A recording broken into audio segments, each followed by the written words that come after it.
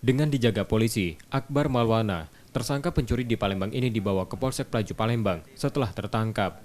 Tersangka ditangkap di rumahnya yang berada di Jalan Kapten Abdullah Pelaju. Polisi menerangkan, cara tersangka melakukan pencurian yang korbannya tetangga tersangka dengan masuk dari atas rumah merusak atap. Tersangka kemudian menunggu dalam plafon rumah korban hingga korban lengah. Dari pencurian itu tersangka mengambil uang dan barang berharga korban. Jadi tersangka ini melakukan aksinya dengan modus memasuki ke pelapon rumah korban. Jadi setelah di pelapon rumah korban, dia menunggu, mengintai sampai rumah itu kosong. Masuk dari jam 4 subuh sampai jam setengah 12 siang baru melakukan aksinya. Ketika melakukan aksinya, ternyata terlihat oleh korban. Jadi korban langsung dilakukan penujahan dengan tersangka. Sempat tertidur di pelapon rumah korban, Bang? Ya, jadi si tersangka sempat tertidur di pelapon rumah korban.